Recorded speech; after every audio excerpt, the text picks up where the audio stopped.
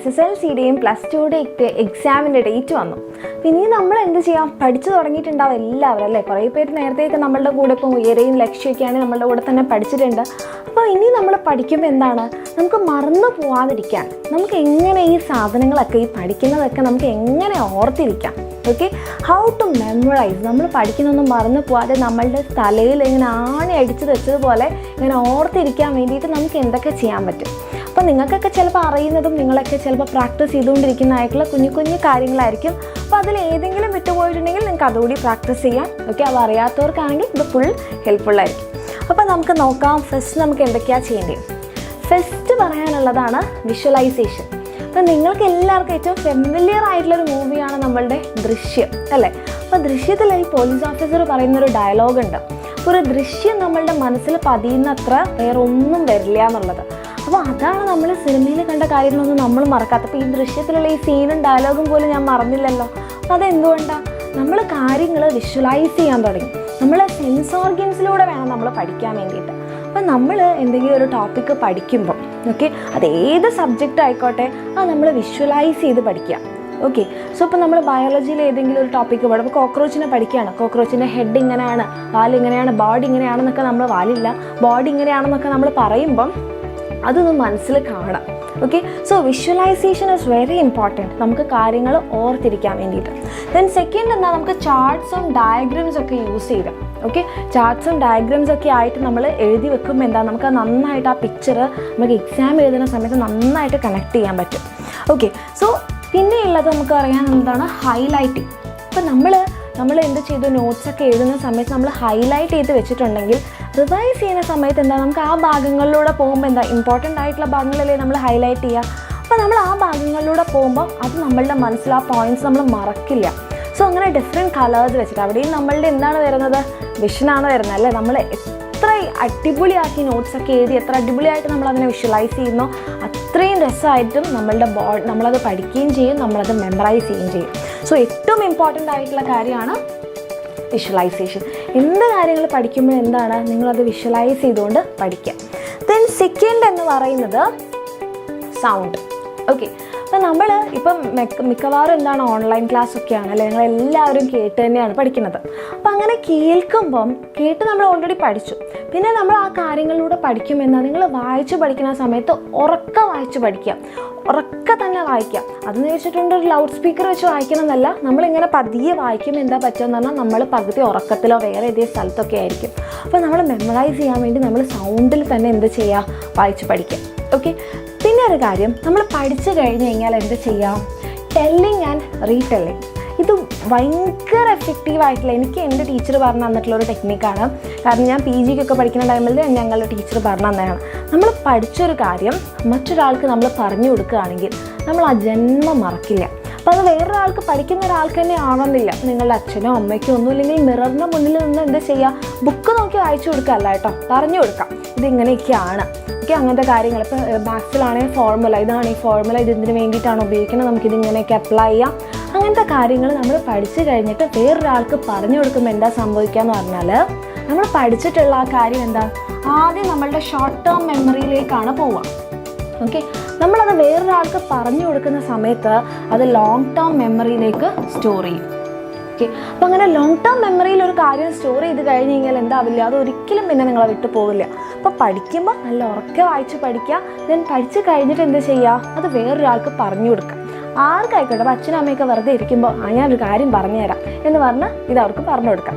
അങ്ങനെ പറഞ്ഞു കഴിഞ്ഞ് കഴിഞ്ഞാൽ അത് ലോങ് ടേം മെമ്മറി ആയിട്ട് അവിടെ സ്റ്റോർ ചെയ്യും, നമ്മളത് മറക്കുകയില്ല. ഓക്കെ, അപ്പോൾ നിങ്ങൾക്ക് ടെസ്റ്റ് ചെയ്ത് നോക്കണമെങ്കിൽ നിങ്ങൾ എന്തെങ്കിലും ഒരു കാര്യം വേറൊരാളോട് പറഞ്ഞത് നിങ്ങൾ ഇപ്പോഴും ഓർക്കുന്നുണ്ടോ എന്ന് ടെസ്റ്റ് ചെയ്ത് നോക്കിയാൽ നിങ്ങൾക്ക് കറക്റ്റായിട്ടത് മനസ്സിലാവും. ദെൻ നമ്മളുടെ തേർഡ് പോയിൻറ്റ്, റൈറ്റിംഗ്. നിങ്ങളെല്ലാവരും ഓൺലൈൻ ക്ലാസ് കേൾക്കുന്നവരായിരിക്കും അല്ലേ? അപ്പോൾ ക്ലാസ് കേൾക്കുന്ന സമയത്ത് വെറുതെ പാസീവായിട്ടിരുന്ന് കേൾക്കാതെ എന്ത് ചെയ്യുക, ലെക്ചർ നോട്ട് പ്രിപ്പയർ ചെയ്യുക. അപ്പോൾ നമ്മളൊരു ക്ലാസ് കേൾക്കുമ്പോഴോ വായിക്കുമ്പോഴോ, ഓക്കെ, ക്ലാസ് നമ്മളിപ്പോൾ കേൾക്കുന്നതുകൊണ്ടാണ്. ഇപ്പോൾ എന്തെങ്കിലും ടെക്സ്റ്റ് ബുക്ക് വായിക്കുകയാണെങ്കിലോ, വായിക്കുന്ന സമയത്ത് നമ്മൾ എന്ത് ചെയ്യുക, ലെക്ചർ നോട്ട് പ്രിപ്പയർ ചെയ്തുകൊണ്ട് ചെയ്യാം. അങ്ങനെ അല്ലാതെ നിങ്ങൾ വായിക്കുന്നത് അട്ട വേസ്റ്റാണ്, ഒരു കാര്യം ഉണ്ടാവില്ല. കാരണം നമ്മളിങ്ങനെ വായിക്കുന്നുണ്ടെന്നൊക്കെ നമുക്ക് തോന്നും, പക്ഷേ നമ്മളുടെ തലയിലേക്ക് പോകുന്നുണ്ടാവില്ല. അപ്പോൾ എന്തെങ്കിലും നിങ്ങൾ വായിക്കുന്ന സമയത്ത് ജസ്റ്റ് നോട്ട് ഡൗൺ ചെയ്ത് പോവുക. ഇമ്പോർട്ടൻറ്റ് പോയിൻറ്റ്സ് ആയിക്കോട്ടെ, അത് മതി. അപ്പോൾ അങ്ങനെ ചെയ്യുമ്പോൾ എന്താണ്, നമ്മളുടെ മെമ്മറിയിൽ നിൽക്കും. ആ ലെക്ചർ നോട്ട് വെച്ച് പിന്നെ ഫുള്ള് പഠിക്കണമെന്നല്ല, അത് വെച്ച് പിന്നെ നമ്മൾ എന്ത് ചെയ്യണം, വലുതാക്കിയിട്ട് നോട്ട് പ്രിപ്പയർ ചെയ്യണം. പിന്നെയുള്ളതാണ് ഞാൻ നേരത്തെ പറഞ്ഞ കാര്യം, ഹൈലൈറ്റിംഗ്. ഇങ്ങനെ നമ്മൾ ലെക്ചർ നോട്ട് എഴുതുക, അത് വെച്ചിട്ട് നമ്മളുടെ നോട്ട് ഡെവലപ്പ് ചെയ്യുക, എന്നിട്ട് ഇമ്പോർട്ടൻറ്റ് കാര്യങ്ങൾ ഹൈലൈറ്റ് ചെയ്ത് പോവുക. ഇത് നമ്മളെ മെമ്മറിക്ക് ഭയങ്കരമായിട്ട് ഹെൽപ്പ് ചെയ്യും. ഓക്കെ, ദെൻ നമ്മളുടെ നെക്സ്റ്റ് പോയിൻ്റ് റിപ്പീറ്റേഷൻ. റിപ്പീറ്റേഷനാണ് മെമ്മറൈസ് ചെയ്യാനുള്ള ഏറ്റവും ഇമ്പോർട്ടൻ്റ് ആയിട്ടുള്ള പോയിൻ്റ്. നമ്മൾ എന്ത് കാര്യവും റിപ്പീറ്റ് ചെയ്ത് കഴിഞ്ഞ് കഴിഞ്ഞാൽ അത് പിന്നെ നമ്മളെ വിട്ടു പോവില്ല. റിപ്പീറ്റ് ചെയ്യുക. ഓക്കെ, അത് എപ്പോഴും ഒരേ കാര്യം പഠിച്ചുകൊണ്ടിരിക്കണം എന്നല്ല. നമ്മളൊരു കാര്യം പഠിക്കും, പിന്നെ അടുത്ത കാര്യം പഠിക്കും.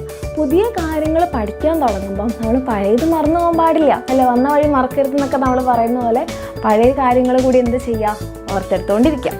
Then highlighting. നമ്മൾ രണ്ടാമത് റിവൈസ് ചെയ്യുന്ന സമയത്ത് ഫസ്റ്റ് നമ്മൾ നന്നായിട്ട് പഠിച്ചു, രണ്ടാമത് റിവൈസ് ചെയ്യുന്ന സമയത്ത് എന്താ, നമുക്ക് ഹൈലൈറ്റ് ചെയ്ത പോർഷൻസ് മാത്രം അതിലൂടെ ഒന്ന് പോകുമ്പോൾ യെസ് ഓർമ്മയുണ്ട്, നെക്സ്റ്റ് പോയിന്റ് ഓർമ്മയുണ്ട്, അങ്ങനെ പോകാം. പിന്നെ നിങ്ങൾക്ക് എന്ത് ചെയ്യാം, നിങ്ങൾ പഠിച്ച കാര്യം തന്നെ, അപ്പോൾ നമ്മളൊരു ബുക്ക് ഒരു പാരഗ്രാഫ് പഠിച്ചു, റിവൈസ് ചെയ്യുന്ന സമയത്ത് നമ്മൾ എന്താ പാരഗ്രാഫ് രണ്ടാമതും പഠിച്ചു, മൂന്നാമത് റിവൈസ് ചെയ്യുമ്പോൾ പിന്നെ സെയിം പാരഗ്രാഫ് പഠിച്ചു. എന്താ കാര്യം? ഒരു കാര്യമില്ല, നമ്മളുടെ സമയം നഷ്ടമാവുന്നതേ ഉള്ളൂ. അപ്പോൾ നമ്മൾ എന്ത് ചെയ്യണം, നമുക്കത് പഠിച്ചോ നമുക്ക് മനസ്സിലാവണമെങ്കിൽ ഫസ്റ്റ് ടൈം നല്ല വൃത്തിയിൽ പഠിക്കാം. സെക്കൻഡ് ടൈം നമ്മളൊന്ന് ബുക്ക് അടച്ചു വെക്കാം, എന്നിട്ട് ഒരാൾക്ക് പറഞ്ഞു കൊടുക്കാം. അത് നമുക്ക് പറയാൻ പറ്റുന്നുണ്ടോ? അല്ലെങ്കിൽ എന്ത് ചെയ്യാം, നമ്മൾ എക്സാം എഴുതല്ലേ ചെയ്യുക, ഓറൽ ടെസ്റ്റ് ഒന്നല്ലല്ലോ. നമ്മളൊരു പേജ് എടുക്കുക, ഒരു ക്വസ്റ്റ്യൻ നമ്മൾ തന്നെ ഉണ്ടാക്കുക, എന്നിട്ട് അല്ലെങ്കിൽ നിങ്ങൾ ആ പഠിച്ച കാര്യം നിങ്ങൾ എഴുതി നോക്കുക. നിങ്ങൾക്ക് എഴുതാൻ കിട്ടുന്നുണ്ടോ, നിങ്ങൾ പഠിച്ചത് നിങ്ങൾക്ക് റീപ്രൊഡ്യൂസ് ചെയ്യാൻ പറ്റുന്നുണ്ടോ എന്നുള്ളത് നോക്കാം. സോ റിപ്പീറ്റ് ചെയ്യുന്ന സമയത്ത് അതാണ് ശ്രദ്ധിക്കേണ്ടത്. പഠിച്ചത് തന്നെ വീണ്ടും അതേ പാരഗ്രാഫ് അതേപോലെ വീണ്ടും വായിച്ചുകൊണ്ട് നമുക്കൊരു മെമ്മറിയിൽ നമുക്കത് ഉപയോഗം ഉണ്ടാവില്ല. നമ്മളെന്താ ചെയ്യേണ്ടത്, ഒന്നെങ്കിൽ വേറൊരാൾക്ക് പറഞ്ഞു കൊടുക്കുക, അപ്പോൾ അത് ലോങ് ടേം മെമ്മറി ആവുകയും ചെയ്യും. അല്ലെങ്കിൽ എഴുതി നോക്കാം, അത് നമ്മളെ എക്സാമിനെ ഹെൽപ്പ് ചെയ്യും. അപ്പോൾ എവിടെയാണ് സ്റ്റക്ക് ആവുന്നതെന്ന് നോക്കിക്കഴിഞ്ഞാൽ നമുക്ക് മനസ്സിലാവും, ഇവിടെ പ്രശ്നമുണ്ട്, അപ്പോൾ ആ ഭാഗം ഞാൻ ഒന്നുകൂടി കോൺസെൻട്രേറ്റ് ചെയ്യണം. ഓക്കെ, അപ്പോൾ അങ്ങനെ ചെയ്യും. Then next point linking things. നമ്മൾ കാര്യങ്ങൾ അപ്പോൾ പഠിക്കുമ്പം എന്ത് ചെയ്യുക, വേറെന്തെങ്കിലും ആയിട്ട് കണക്ട് ചെയ്യാം. ഇപ്പോൾ ബയോളജിയിലൊക്കെ ആണെങ്കിൽ നമുക്ക് ഒരു ചാപ്റ്ററിൽ പറയുന്ന കാര്യങ്ങൾ വേറൊരു ചാപ്റ്ററിൽ ചിലപ്പോൾ ഡീറ്റെയിൽ ആയിട്ട് പറയുന്നുണ്ടാവും. ഇപ്പോൾ നമ്മളുടെ അനിമൽ കിങ്ഡത്തിൻ്റെ ചാപ്റ്ററിൽ പ്ലസ് വണ്ണിലാണെങ്കിൽ അനിമൽ കിങ്ഡത്തിലെ ചാപ്റ്ററിൽ ഓരോ ഫൈലത്തിൻ്റെ റീപ്രൊഡക്റ്റീവ് ഓർഗൻസ്, എക്സ്ക്രീറ്ററി ഓർഗൻസ് ഒക്കെ പറയുന്നുണ്ട്. അപ്പോൾ അത് വേറൊരു ചാപ്റ്ററിൽ ചിലപ്പോൾ ഡീറ്റെയിൽ ആയിട്ട് പറയുന്നുണ്ടാവും. അപ്പോൾ നിങ്ങൾ ആ കാര്യങ്ങൾ കൂടി കണക്ട് ചെയ്യുക.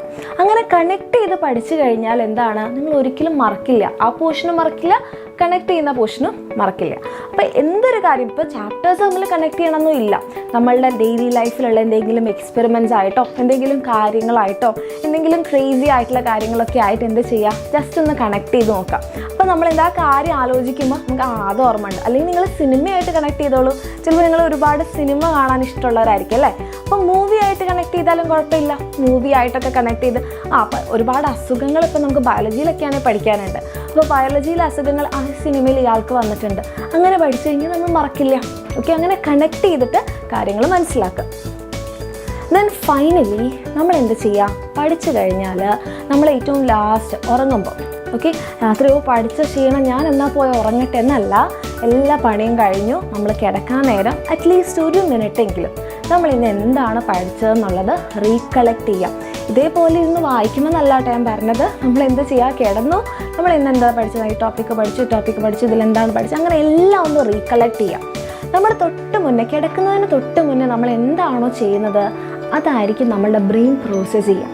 സോ നമ്മളുടെ ബ്രെയിനിൽ നമുക്ക് മെമ്മറൈസ് ചെയ്യേണ്ട കാര്യങ്ങൾ നമ്മൾ പ്രോസസ്സിങ് ചെയ്യാൻ വേണ്ടി വിട്ടുകൊടുക്കണം. അപ്പോൾ അതിനു മുമ്പ് എന്ത് ചെയ്യണം, കിടക്കുന്നതിന് മുമ്പ് നമ്മൾ ആ കാര്യങ്ങൾ റീകളക്ട് ചെയ്യണം. അപ്പോൾ പിറ്റേന്നാകുമ്പോഴേക്കും എന്താണ്, നമുക്ക് നന്നായിട്ട് ഓർമ്മയുണ്ടാവും, നമ്മൾ ആ കാര്യങ്ങൾ മറന്നു പോവില്ല. അപ്പോൾ എല്ലാവർക്കും ഉള്ളൊരു പ്രശ്നമായിരിക്കും കിടക്കുന്നതിന് മുമ്പ് ഫോൺ നോക്കിയിട്ട് കിടക്കുക അല്ലേ, എല്ലാവരുടെയും മെസ്സേജൊക്കെ നോക്കി സമാധാനമായിട്ട് കിടക്കും. അപ്പോൾ നമ്മളുടെ ബ്രെയിനിൽ ലാസ്റ്റ് രജിസ്റ്റർ ആവുന്നത് ആ കാര്യങ്ങളായിരിക്കും.